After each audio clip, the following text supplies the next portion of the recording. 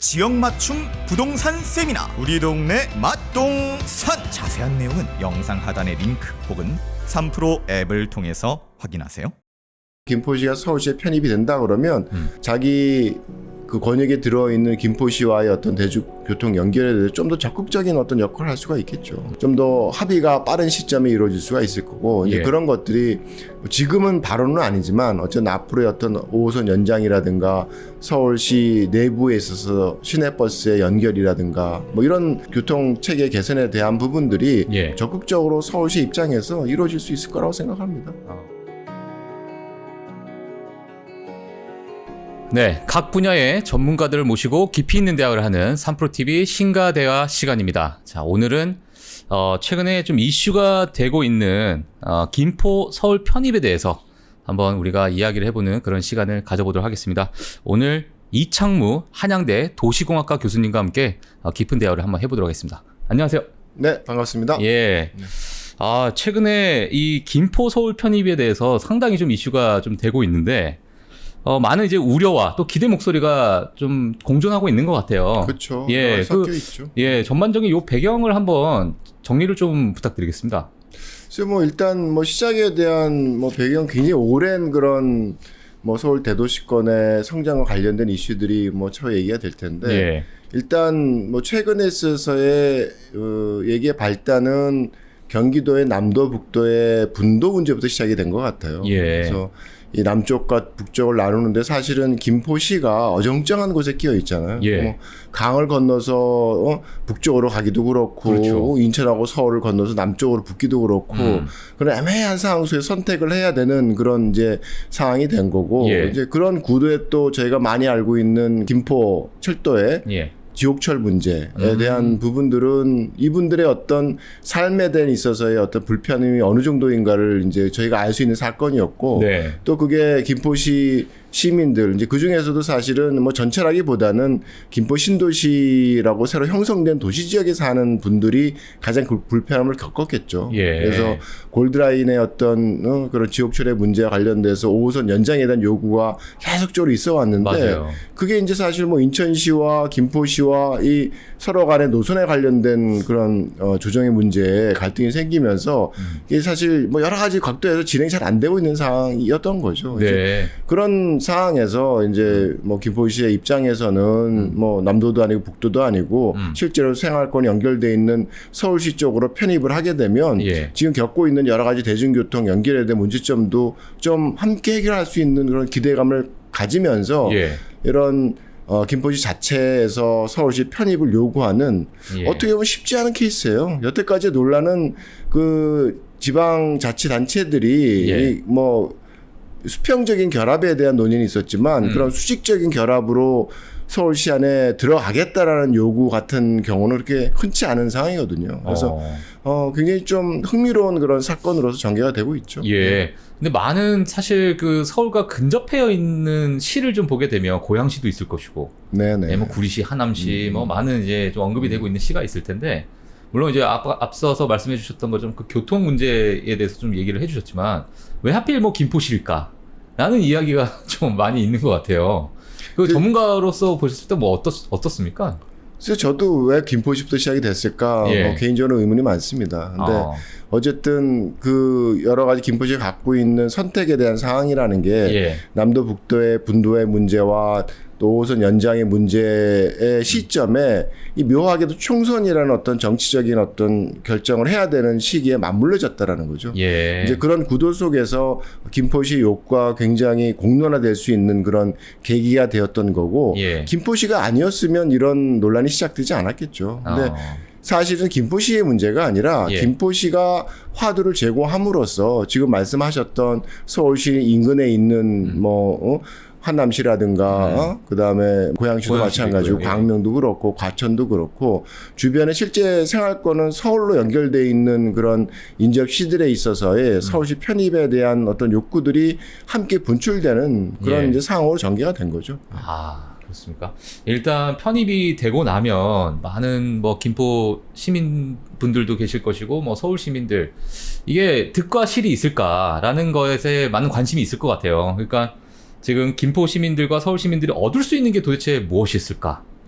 뭐 김포 시민들 같은 경우에는 물론 뭐 김포시 자체도 사실 성격이 굉장히 복합적이라 그러니까 말씀드렸던 그런 김포 신도시 지역은 굉장히 서울과 연계된 도시 지역이고 좀 넘어가면 뭐 전원일기 찍었던 농촌 지역도 있고 더 가면 또 뭐 강화도 연접해 있어 언제 뭐 북한으로부터 포 사기를 받을 수도 있는 그런 지역도 있기 때문에 김포시 자체 행정구역 자체 갖고 있는 어떤 복잡한 문제도 있는 것 같아요. 근데 그럼에도 불구하고 도시 지역으로 연결돼 있는 곳에 있어서는 지금 대중교통 연결이라는 게 원활치 않으니까 근데 일자리는 서울에 있는데 뭐 서울에 가려고 그러면 빽빽하게 들어찬 순서를 기다리는데 뭐 30분을 서서 기다려야 되는 그런 지옥철을 타고서 서울로 가야 되는 그런 문제점들이 매일 겪는 어떤 고통이니까 이제 그런 부분에 대한 대중교통 라인의 연결이라든가 그다음에 뭐 지하철뿐만 아니라 서울시에 있어서의 그 시내 버스에 대한 연결도 있을 수 있고요.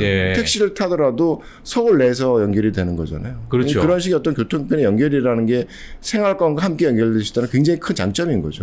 거기다 더해서 서울이 갖고 있는 여러 가지 브랜드 가치도 있고요. 이게 뭐 말만의 브랜드 가치는 아니고 여러 가지 학군 문제도 있고 여러 편의시설에 대한 어떤 그런 이용의 관점도 있고 그래서 이제 그런 어떤 요구들이 김포 시민에게는 굉장히 큰 장점으로서 다가오는 거겠죠.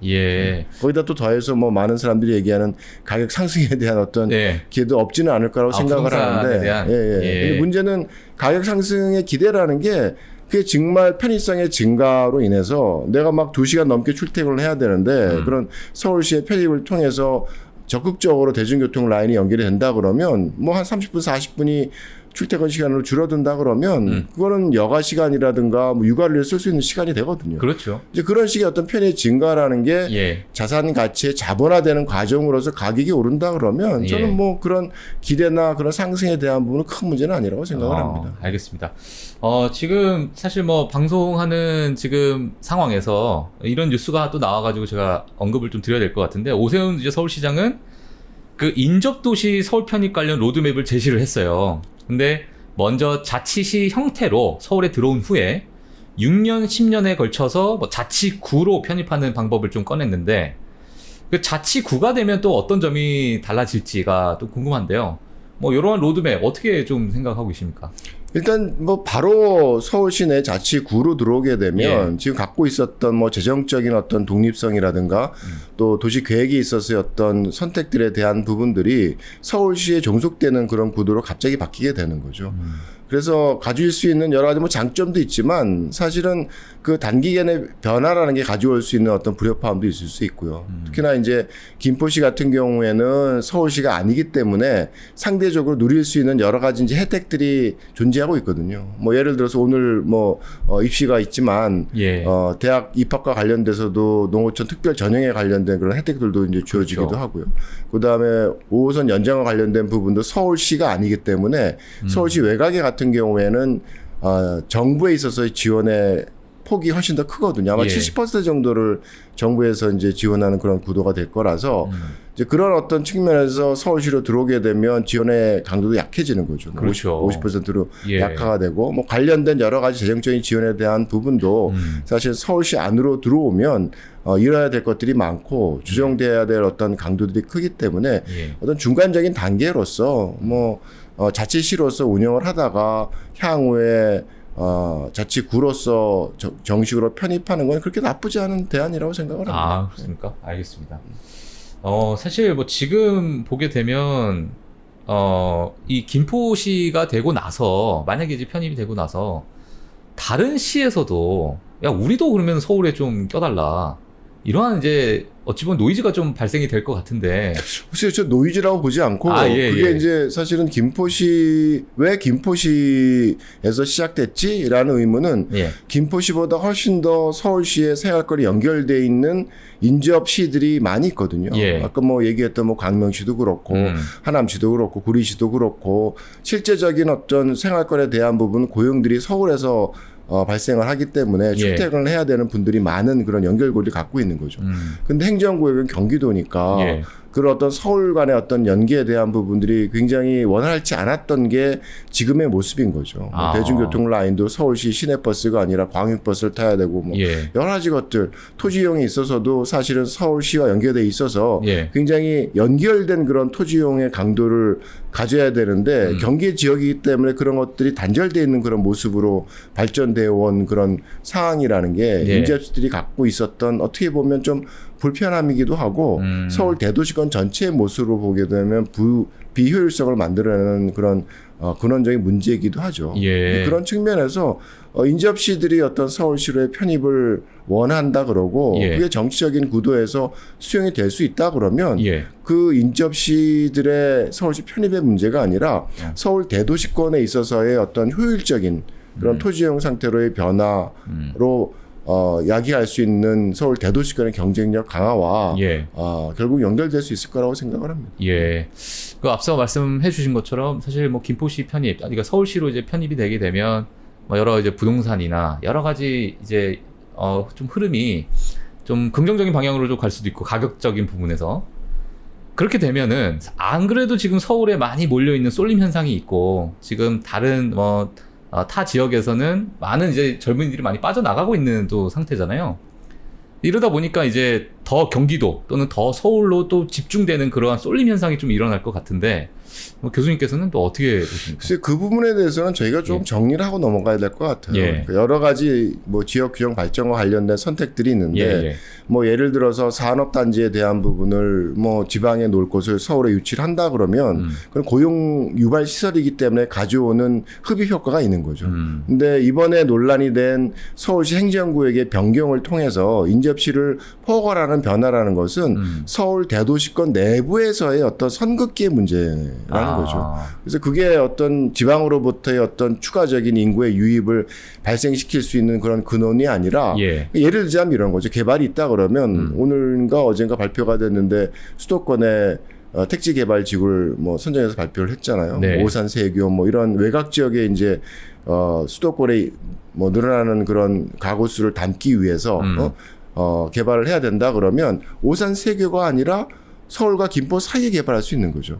그거는 서울 대도시권의 확장이라는 문제가 아니라 서울 대도시권 내부에 있어서의 사는 주민들의 어떤 효율적인 주거 입지를 만들어내서 서울시가 서울 대도시권이 지불해야 되는 통근 비용에 대한 부분을 줄여줄 수 있는 토지용 상태를 만들어낼 수가 있거든요. 이제 그런 면에서 저는 이게 지역 균형 발전에 있어서 수도권과 비수도권의 경쟁에서 뺏어오는 그런 게임이 아니라 서울 대도시권 내부에 있어서 어차피 가져온 떡이란 부분을 얼마나 잘 안 흘리고 효율적으로 먹냐에 대한 어떤 선택의 의미라고 저는 생각을 합니다. 알겠습니다. 그리고 이제 사실 뭐 도시공학과 이제 교수님이시니까 도시공학이야. 이거를 제가 또 여쭤보고 싶은데 이제 서울이라는 게 어찌 보면은 이렇게 계획돼서 이 모양이 있잖아요. 이렇게 지도에 보게 되면. 근데 이제 뭐 김포시 편이 되면은 약간 이 도시공학적으로 봤을 때 어떤 이 모양이 조금 안 어울린다. 뭐 이렇게 이제 지도에 이렇게 많이 나오더라고요. 최근에 보니까 또 언론에서도 좀 나오고 뭐 김포시가 들어온 모양이 이쁘진 않죠. 이제 앞에서도 말씀드렸던 것처럼 김포시가 갖고 있는 그런 행정구역의 문제가 사실 여러 가지의 복합된 성격을 갖고 있으니까. 근데 지금 문제가 유발되는 지역은 서울에 인접해 있는 그런 지역이기 때문에 행정구역의 전체적인 경계를 가지고 포함하게 되면 뭐 모양이 이쁘진 않죠. 모양이 이쁘진 않고 다만 이제 지금 말씀하셨던 그런 도시의 어떤 공간적인 구조와 이제 연결이 돼서 뭐 서울 대도시권이라는 공간적인 권역이 어떤 범위냐에 대한 좀 의미가 다르게 사실은 해석될 필요가 있는 겁니다. 그러니까 이게 서울시라는 우리가 생각하기에 지금 그린벨트가 쳐져 있는 그 안쪽에서 어떤 서울시 성장이 시작됐지만 그 위에 성장이라는 것은 이게 동심원적으로 모든 방향으로 퍼져나간 게 아니라 남쪽으로 남하하는 구도로서 성장이 이루어졌거든요. 이게 이제 물론 이제 90년대부터 시작이 됐던 이제 패턴도 있지만 2000년과 2015년에 사람들이 살고 있는 그런 밀도를 표현한 그림입니다. 그래서 보시게 되면 왼쪽에 있는 그림이 2020년에 그 인구 밀도의 이제 구조고요. 굵은 선으로 나온 게 서울시의 가운데 경계이고, 그리고 회색으로 이렇게 쳐져 있는 게 그린벨트 지역입니다. 네, 그린벨트 지역이요. 네, 예. 그래서 서울시 내부를 넘어서서 우리가 얘기하는 뭐 신도시나 이런 지역들이 이제 개발된 게 약 회색 지역으로 이렇게 표현이 돼 있죠. 주변을 보게 되면. 네, 네. 근데 인구의 성장이라는 게 뭐 과거 한 10년, 20년 넘어 기간 동안 어떤 방향으로 이루어졌냐면 오른쪽 그림을 보게 되면 주로 남쪽으로 뭐 용인 지역 뭐 이런 쪽으로 막 확대가 됐어요. 그래서 그러네요. 이 도시의 어떤 성장이라는 게 우리가 얘기하는 서울시의 중심이 되는 서울시청을 중심으로서 이렇게 동심으로 확대되는 게 아니라 굉장히 남하하는 그런 방향으로 확대가 돼서 도시의 공간적인 모습 자체가 벌써 굉장히 달라졌다라는 거죠. 그래서 서울시의 중심이 서울 대도시권의 중심이 아니었게 됐다라는 겁니다. 예. 그래서 실제로 이렇게 변한 인구의 무게 중심을 따져보면 서울시청이 아니고요. 과거 2000년도에는 한 아마 흑석동 정도 됐을 겁니다. 근데 2015년을 넘어서 요즘에 뭐 하남시와 화성 동탄에 입주한 사람들 다 고려를 하게 되면 이런 인구의 중심은 아마 양재 남쪽 정도 될 거예요. 그래서 어떤 서울 대도시권이라고 하는 그런 공간적인 권역에 있어서의 모습이 서울의 중심을 가지고서 얘기하기에는 굉장히 다른 모습으로 변했다라는 이제 그런 구도가 되는 거고, 그 다음 이제 그림을 보시면 이제 과거에 결국 뭐 토지 이용에 있어서의 인구의 분포로만 끝나는 게 아니라 결국은 고용과의 관계 속에서 사람들이 얼마나 많이 움직이면서 시간과 돈을 허비해야 되는 문제를 야기를 시키거든요. 그래서 왼쪽 그림을 보시게 되면 이게 과거에 이제 서울시 내가만 개발이 됐을 때 어떤 통근 패턴이죠. 그러니까 뭐 도심 구도심과 여의도와 뭐 강남 이렇게 나눠 먹는 게임이었다가 2010년 오른쪽을 보시게 되면 강남이 굉장히 성장하죠. 그러다가 2020년이 되면 거의 뭐 남쪽까지 해서 이 화성 동탄 쪽까지 연결되는 굉장히 확대된 그런 통근의 모습을 보이고, 이런 어떤 그 토지형 패턴으로 변하게 된 결과가 뭐냐면 OECD 국가 중에 가장 긴 통근 시간을 허비하면서 살아야 되는 대도시권으로 변했다는 거예요. 그래서 이게 보시게 되면 수도권 같은 경우는 거의 뭐 출퇴근 시간 합치면 2시간에 따른 시간을 허비하기 때문에 이런 구도가 결과적으로 나타난 현상이라는 게 이 서울시와 남한 경기도에 있어 행정구역에 따른 따로따로 노는 게임 때문에 발생한 굉장히 난개발에 가까운 그런 구도이고, 우리가 의미 있다고 가치롭다고 생각했던 그린벨트를 둘러싼 연담화를 방지한 그런 도시 정책적인 문제 때문에 발생한 결과인 거죠. 그래서 이런 부분들을 해소해야 되는 게 앞으로의 어떤 인구가 축소하는 시기에 그나마 서울 대도시권을 여태까지 유지해둔 경쟁력을 유지할 수 있는 굉장히 중요한 방향성이 되는 거죠. 그래서 뭐 최근에 발표된 그런 신규 개발을 뭐 저 오산세교 뭐 바깥에서 하는 것이 아니라 좀 더 중심지에 해당되는 지역에 인접한 곳, 아직도 남아있는 서울시와 인접시 간의 그런 남아있는 공간에 대한 부분들을 채울 수 있는 게 굉장히 중요한 변화의 어떤 방향성이라고 생각을 합니다. 그런 의미에서 인접시와 서울시의 어떤 행정구의 통합이라는 게 가져올 수 있는 시너지 효과가 굉장히 경쟁력 강화에 큰 효과를 발휘할 수 있다고 큰 효과를 발휘할 수 있다. 알겠습니다. 사실 그 서울은 그 대도시권 중심 도시로 좀 운영될 필요가 좀 있지만, 뭐 현재 이제 행정구역상 뭐 제한적이다라고 이렇게 좀 말씀을 해주셨는데, 좀 서울이 확대가 되면은 뭐 이런 지리적 어떤 행정적 한계가 좀 해결이 될까, 이렇게 좀 궁금하신 분들이 좀 있을 것 같아요. 그러게요. 제가 좀 전에 말씀드렸던 이제 그런 이유인 거죠. 지금까지는 행정구역에 분리되어 있기 때문에, 그리고 그런 지금까지 행정구역이 변화 없이 아마 63년 이후로 서울시의 권역이 확대되지 않은 상황에서 유지가 되어 왔을 거예요. 근데 그 이유를 보게 되면 대부분의 대도시권들이 성장해 나가는 과정 속에서 모두 다 행정구역으로 포괄하지는 않지만 어느 정도 성장 과정 속에서 행정구역으로 주변 지역을 흡수하는 그런 시기들이 있거든요. 뭐 동경도 같은 경우도 처음에는 동경시라고 해서 23개 구에서 시작이 됐지만 이게 성장해 나가면서 40년대 말에는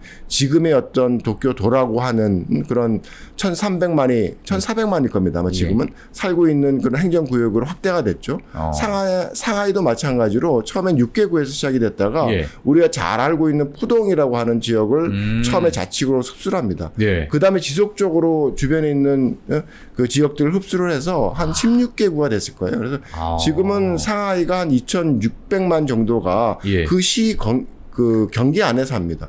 물론 상하이 대도시권은 한 4천만이 되죠, 주변에. 그래서 이제 그런 식의 어떤 성장에 있어서의 어떤 뭐 개편이 있었어야 되는데 서울 대도시권에서 서울시의 경계 행정구역이 확대되지 못한 건 그린벨트가 쳐졌기 때문에 그랬던 거죠. 그린벨트 때문에요? 예, 박정희 대통령이 굉장히 강한 의도로 뭐 서울뿐만 아니라 전국에 있는 대도시에 이제 그린벨트를 쳐서 도시 간의 연담화를 방지하겠다라는 굉장히 오래된 전원대시의 컨셉을 적용을 시켰거든요. 그러니까 우리가 지금 논란이 되고 있는 뭐 일기 신도시, 분당 신도시 같은 경우에도 사실은 위례 신도시가 먼저 개발이 됐으면 훨씬 더 사람들이 출퇴근하는 시간을 허비하지 않으면서 살 수도 있었겠죠. 오랜 기간 동안. 근데 손을 안 대고 분당을 뛰어넘은 거거든요.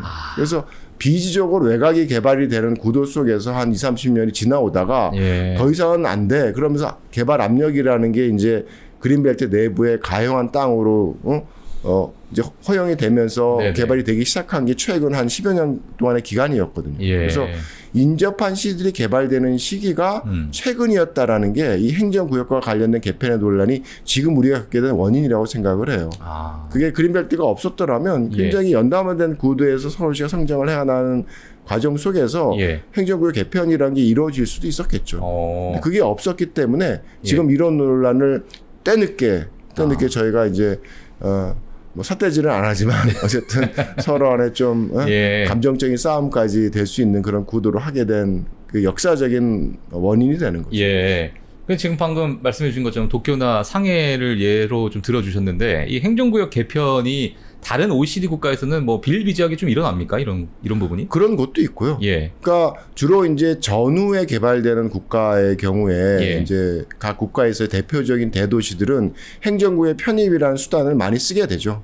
그래서 이제 대표적인 게 아까 말씀드렸던 상하이시와 같이 중국처럼 전후의 경제 성장을 급격히 하는 그런 국가에 있어서는 그런 대도시 성장을 행정구의 확대로서 이제 품어가는 그런 구도가 되는 거고, 뭐 유럽과 같이 오래된 그런 도시 역사를 갖고 있는 곳에서는 사실 국가의 경계도 왔다 갔다 하거든요. 뭐 요즘 벌어지는 그런 전쟁 속에서 이 도시가 뭐 우크라이나에다가 러시아도 되기도 하고 막 이런 그런 역사적인 과정을 갖고 있기 때문에 국가 내에 있어서의 어떤 도시권에 대한 그런 확대를 행정구역으로 푸는 문제는 아닌 것 같고 거기는 협의체와 좀 더 협력의 관계를 많이 만들어가는 구도로 이제 이루어지게 되고요.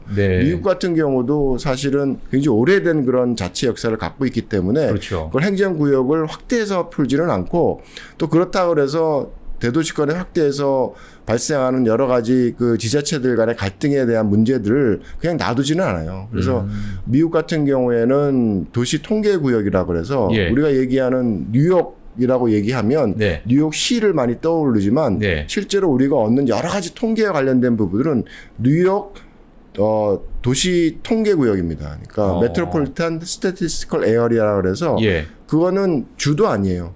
그러니까 그 뉴욕시가 있고 뉴욕 주에 있는 카운티도 포함을 하고 뉴저지에 있는 뭐 타운시도 포함하고 저 멀리 가면 펜실베니아에 있는 카운티까지 포함해서 실제적인 어떤 경제적인 권역을 포괄하는 그런 구도의 경계를 삼아서 거기에 이제 중앙 정부가 여러 가지 어떤 교통적인 그런 시설에 대한 투자나 이런 것들을 관리를 하죠. 그래서 사실 나라마다 틀립니다. 근데 이제 우리나라의 경우에는 어쨌든 전후의 개발이 이루어진 나라이고 많은 부분 행정구역에 대한 개편에 대한 필요성이 이제 대두되는 그런 사항들이 많이 발생을 하죠. 예를 들자면 뭐 경기도의 경우에도 사실은 서울 주변에 있는 농촌 지역이었는데 뭐 서울의 시의 성장이라는 게 남쪽을 따라서 쭉 내려가게 되면서 경기도의 성격이 이제 애매해졌잖아요. 맞아요. 과거에는 서울을 둘러싼 배후 지역의 농촌 지역이었는데 이제는 도시화된 남쪽 지역을 보게 되면 북도와는 굉장히 성격 자체가 달라졌어요. 맞아요. 그래서 그걸 하나의 어떤 도라는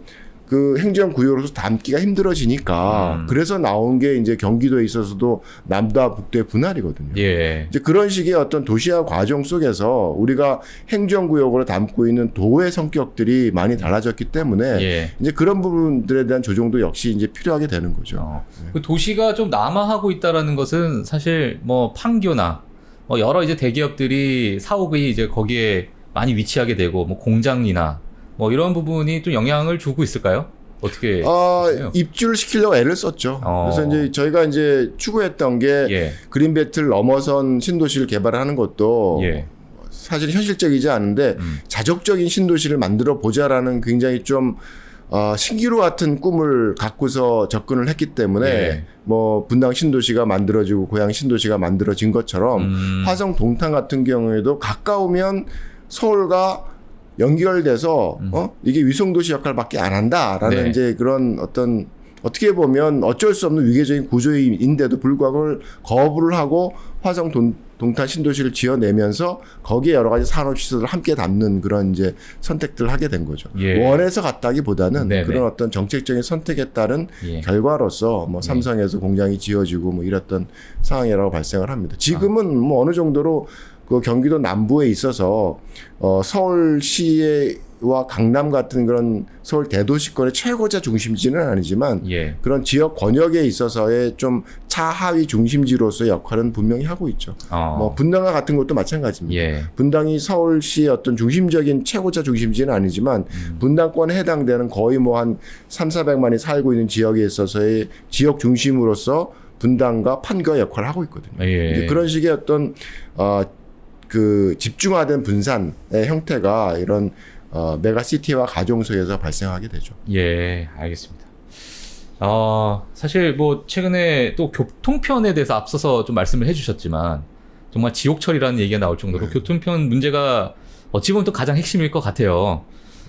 그래서 이 부분에 대한 해결이 좀 시급해 보이는데 만약에 김포가 이제 서울에 편입이 된다고 한다면 이 교통 문제에 대해서는 뭐 어떤 단계로 이렇게 발전이 될까라는 부분도 좀 궁금한데요. 교수님께서 어떻게 보고 계십니까? 뭐 일단은 지금 논의되고 있는 게 5호선 연장과 같은 그런 서울로의 그 대중교통 연결을 좀 더 빨리 하고자 하는 게 김포시의 욕심이겠죠. 근데 뭐 지금까지 어떤 상황들을 보게 되면 인천시와 김포시의 싸움에 연관돼서 뭐 대광이라고 대도시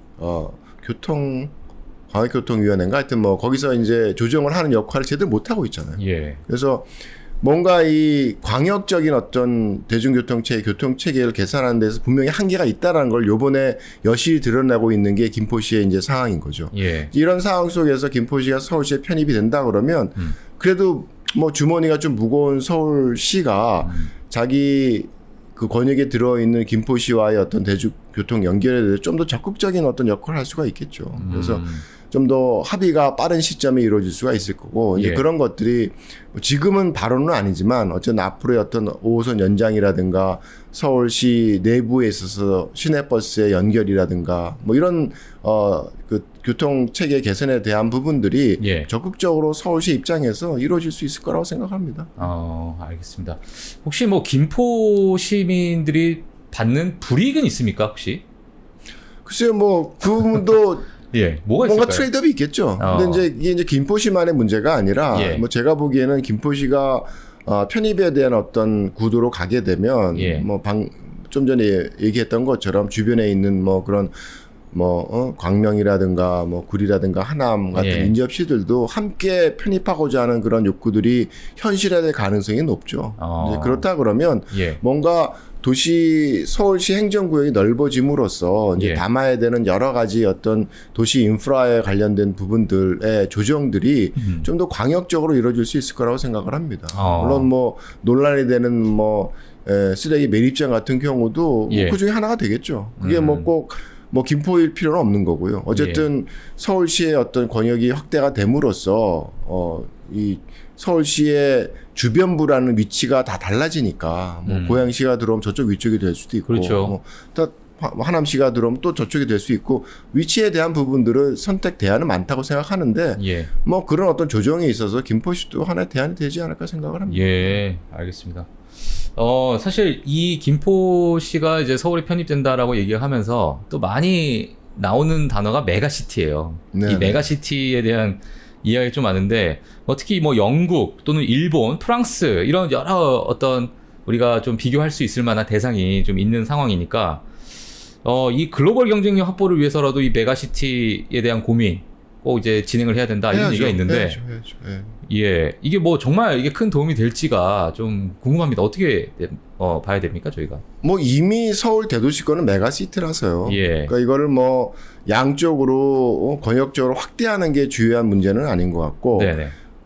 이미 뭐 국가적인 발전에 있어서 서울 대도시권의 한 역할이 분명히 있죠. 뭐 그런 어떤 그 역사적인 흐름이라는 게 생산 시설에 대한 부분으로부터 요즘은 문화적인 부분에 있어서도 굉장히 창조적이고 혁신적인 그런 역할을 하고 있는 곳이 이제 서울 대도시권이니까 그런 식의 어떤 국가적인 경쟁력을 잃지 않는 게 지금에 있어서는 굉장히 중요한 과제라고 생각을 해요. 예. 그래서 뭐 프랑스 같은 경우에도 우리가 혁신 도시에 어떻게 보면 그 모태가 됐던 나라거든요. 공공기관을 지방 이전을 하면서 지역 균형화 발전을 하겠다라는 그런 시도를 초기했던 그런 국가임에도 불구하고 예. 요즘은 그랑파리라 그래서 수도권에 해당되는 파리 지역을 예. 굉장히 연계를 시켜서 메가시티로 키우고자 하는 전략을 진행을 하고 있거든요. 일본도 마찬가지입니다. 예. 일본도 지역 균형 발전에 대한 노력들을 오래전에 하다가 예. 지금은 수도권에 동경권에 있어서 경쟁력이라는 게 국가 경쟁력이라는 걸 받아들이고 네.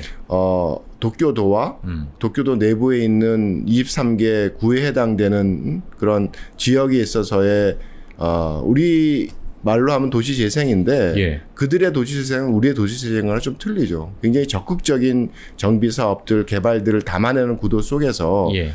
동경의 경쟁력을 키우고자 하는 노력들을 한 20년 가까이 해왔어요. 그래서 지금은 일본에 있어서 인구는 줄어드는데 동경도와 동경도 내부에서 23개 구의 인구는 늘어납니다. 그러니까 그걸 허용을 하는 거죠, 국가적으로. 예. 그래서 이 경쟁력이 있는 그런 메가시티 역할이라는 게 중요하다는 것을 많은 나라에서 인정을 하고 있고 예. 우리도 그런 어떤 서울 대도시권의 어떤 메가시티로서의 경쟁력을 약화시키는 부분은 그렇게 좋은 선택이 아니라고 생각합니다. 다만 지금의 어떤 메가시티와 관련된 선택이 있어서 서울 대도시권의 메가시티를 확장하겠다는 그런 이슈가 아니라 예. 앞에서 말씀드렸던 그런 여러 가지 서울 대도시권이 갖고 있는 비효율의 문제점들을 해결을 하면서 예. 경쟁력을 키우기 위한 질적인 개선인 거죠. 그래서 좀 더 효율화하고 예. 양적인 성장이 아니라 예. 내부를 좀 더 효율화함으로써 성장에 대한 어떤 잠재력을 키우고 혁신에 대한 어떤 가능성을 키울 수 있는 구도로 끌고 가는 게 서울 대도시권에 있어서의 메가시티 전략이 되겠죠. 알겠습니다. 아까 뭐 잠시 또 인구에 대해서 좀 말씀을 하셔가지고 제가 좀 궁금한 부분이 있는데 지금의 어떤 행정구역을 좀 확장시키는 이 국면에서 또 인구가 좀 감소를 하고 있어요. 대한민국 같은 경우 뭐 저출산이다, 뭐 최근 이제 많은 이야기가 좀 있다 보니까 이게 좀 시간이 장기화되면 이게 확장하는 게 맞을까? 뭐 우리 롱런으로 좀 보게 되면 이렇게 또 우려하시는 관점이 혹시나 있을까 싶어가지고 제가 질문을 드리는데. 그러니까 인구를 확장하자는 얘기가 아니고요. 예, 이 얘기는 그러니까 서울 대도시권의 인구는 제가 보는 관점에서 서울 대도시권은 예. 경기도를 다 포괄하는 그런 수도권 전체가 아니고요. 실제적으로 도시적으로 연결되어 있는 예. 경기도가 북도로서 떼어내고 싶어하는 그런 접경지대나 이런 곳은 사실은 도시화된 지역은 아닌 거죠. 그렇죠. 뭐 그리고 좀 더 밑으로 내려가면 뭐 예. 평택이나 이런 데는 조금은 다른 성격의 어. 이격된 그런 구도이기 때문에 네. 뭐 화성 동탄부터 뭐 고양까지 해서 이런 실제적인 물리적인 그런 개발이 연결되어 있는 구도를 본다 그러면 예. 한 2천만의 그 메가시티가 될 겁니다. 그래서 그런 권역 내에서 인구에 대한 예. 재배분의 문제는 저희가 고민을 해야죠. 그러니까 그 방향이라는 게 저쪽 외곽에 새로 씌어지는 오산세계에 살면서 강남으로 출퇴근하는 사람을 늘리는 그런 구도가 아니라 예. 오산세교가 아닌 네. 김포시 옆에 혹은 하남시 옆에 새롭게 택지 개발함으로써 뭐 30분만 출퇴근을 하면서 나머지 1시간은 육아를 위해서 쓸 수 있는 그런 그렇죠. 도시 구조를 만들어 준다 그러면 예. 제 생각에는 그런 여가 시간에 대한 부분이 어떻게 보면 혁신의 장우, 뭐 기회로서도 연결될 수 있을 예. 거고, 뭐 육아의 기회로 연결될 수도 있을 거고, 그런 어떤 효율화와 질적인 성장의 문제인 거죠. 양적인 부분이 아니라. 네. 관점이 다르다라고 생각을 합니다. 예. 그렇게 되면 저출산도 조금 극복이 될 수도 있겠네요. 그러기를 바라야죠. 예. 이 젊은 친구들을 지방으로 내려보낸다고 출산이 늘어나지는 않을 것 같아요. 그러니까요. 예. 알겠습니다.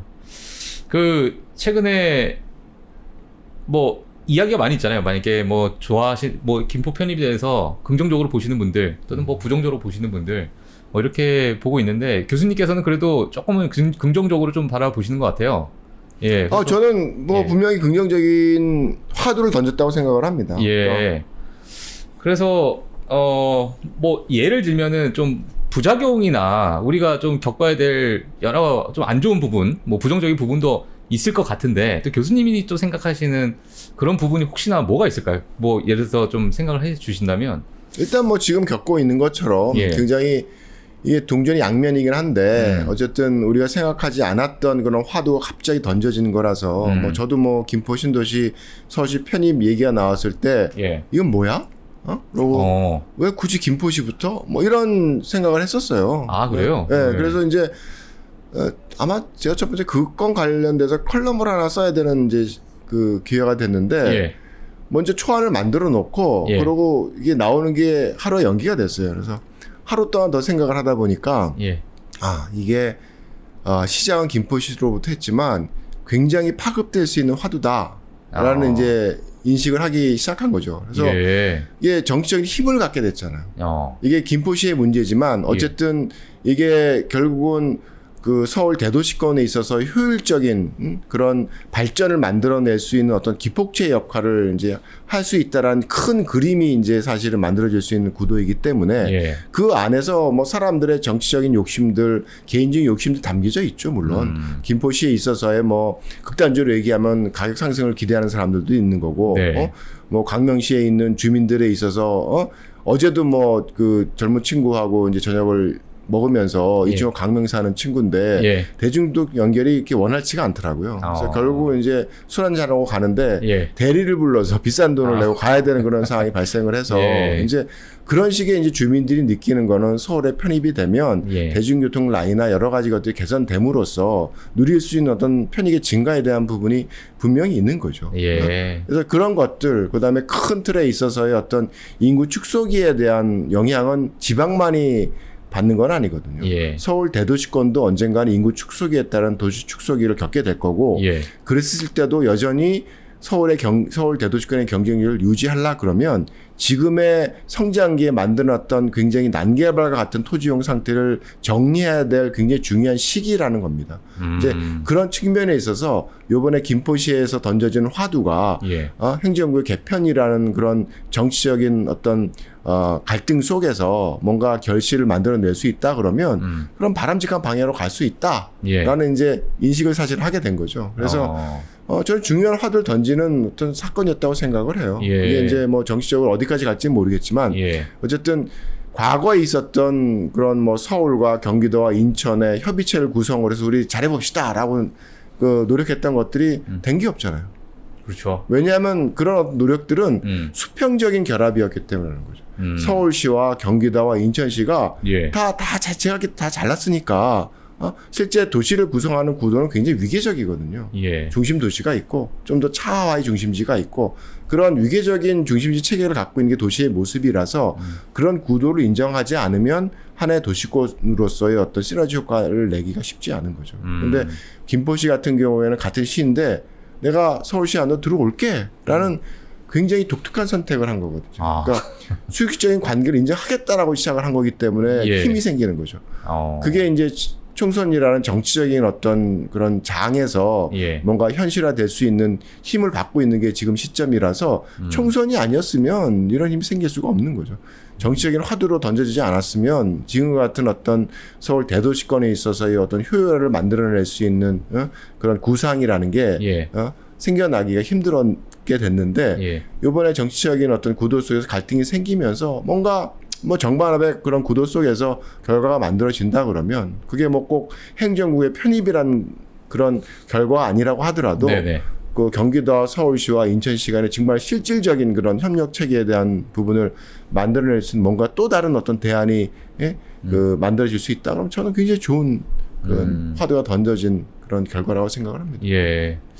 혹시 뭐 교수님께서는 뭐 서울은 뭐 그렇게 이제 보고 계시는데 혹시 뭐 지방 도시는 좀 많이 좀 축소가 되고 있는 상황이잖아요. 여러 인구적인 부분이나 뭐 그런 부분은 또 뭐 혹시 생각하고 계신 부분이 있을까요? 그러니까 뭐. 지방도 저는 마찬가지라고 예. 봐요. 그러니까 저희가 이제 성장기에 선택을 했던 지역 균형 발전의 그런 패러다임하고 예. 인구 축소기에 우리가 가져야 될 지역 균형 발전의 패러다임은 많이 변해야 된다고 생각을 합니다. 그러니까 이제 서울 대도시권이라는 것도 공간적인 확장을 통해서 메가시티를 관리하는 게 정답이 아닌 것처럼 네. 지방에 있는 뭐 거점이 되는 도시 권역의 경우에도 성장이라는 그런 화두가 아니라 효율화라는 측면, 공간의 확대라는 측면이 아니라 그 안에서 벌어진 여러 가지 비용들을 줄이면서 네. 내가 적은 노력을 가지고 뭔가 혁신을 만들어낼 수 있는 그런 그림을 그려내는 게 더 중요한 거지.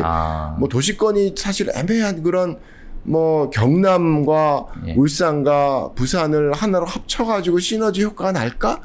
저는 개인적으로 좀 의문스러워요. 그런 이야기도 좀 많이 나오고 있죠 지금. 네. 예. 그러니까 뭔가 시너지 효과를 낸다 그러면 도시권이라는 뭔가 동질적인 공간들이 연계돼야지 사실은 만들어지는 거거든요. 그렇죠. 근데 우리가 갖고 있는 행정구역이라는 게 경기도가 사실 그 역할을 할 수 없는 이유는 경기도의 성격이 굉장히 애매하다는 거예요. 원래 서울시 주변에 있는 농촌 지역이었는데 지금은 굉장히 도시화된 지역도 있지만 그렇지 않은 지역들도 그렇죠, 있잖아요. 그렇죠. 그러니까 경기도 전체로 보면 사실은 서울시와의 어떤 협력 관계를 만들어내기가 쉽지가 않은 그림이 있어요. 예. 그러니까 저는 부울경도 마찬가지라고 생각을 합니다. 예. 그러니까 부산과 울산과 경남이 아니라 뭔가 중간에 있는 뭔가 매개체를 할 수 있는 그런 도시화된 권역의 연합이라는 것은 역할을 하겠지만 예. 그런 성격이 애매한 그런 도라는 그런 지자체 뭐 행정구역에서의 결합이라는 것은 예. 시너지 효과를 내기가 사실 쉽지 않은 거고 싫어하시겠지만 얘기를 드시는 분들의 좋죠. 경우에는 예. 실제로 한다 그러면 저는 부산과 예. 그린벨트로 인해서 사실은 연담화돼서 성장해야 됐을 뭐 김해라든가 뭐 이런 양산이라든가 네네네. 인접해 있는 시들 간의 결합이라든 게 예. 사실 훨씬 더 시너지 효과가 날 수 있는 가능성이 높죠. 그게 뭐 정치적으로 뭐 수용이 될 수 있는 거라 그러면. 예. 그래서 어쨌든 지방의 경우에도 예. 지역 균형 발전에 있어서 특히 인구 축소기에 있어서 선택할 수 있는 대안이라는 것은 무작정 확대와 확장은 아니라는 겁니다. 그 안에서 어떤 효율화할 수 있는 선택. 또 중요한 거는 좀 죄송한 얘기지만 다 살 수는 없는 거죠.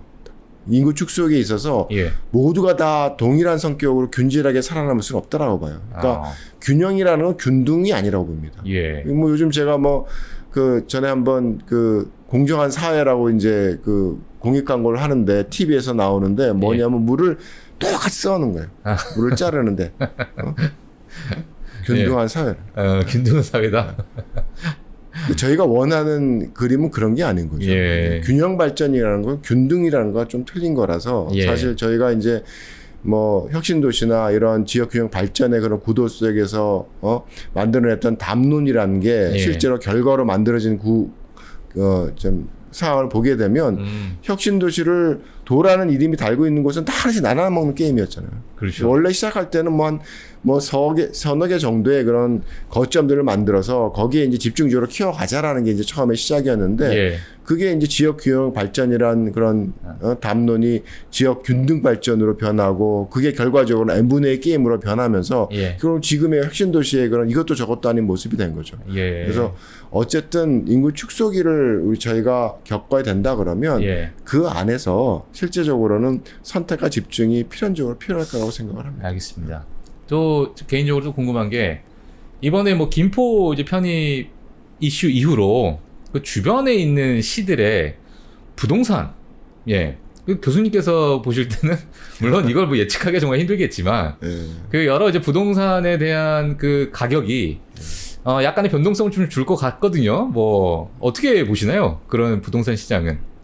그거는 그러니까 그게 이제 정말 그 시민들의 삶에 있어서 예. 편의라는 게 가져오는 효과가 뭐 예. 대중교통 라인의 원활한 연결 뭐 관련된 학군에 있어서의 어떤 그런 지금 얻지 못했던 기회 뭐 이런 것들이 된다 그러면 뭐 가격이 오르는 게 뭐 너무 당연한 거죠.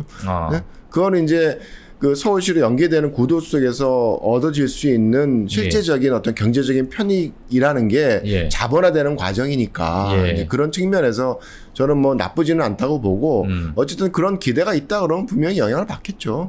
받고 다만 이제 재밌는 게 그 미래 신도시 경우에 여전히 좀 그 행정구역이 다르기 때문에 같이 붙어 있는 그런 하남시 아파트와 서울 여기 있는 서울 권역에 있는 그렇죠. 아파트의 가격 편차가 있다라는 것은 분명히 서울 프리미엄이 있다는 거죠. 서울시의 프리미엄이.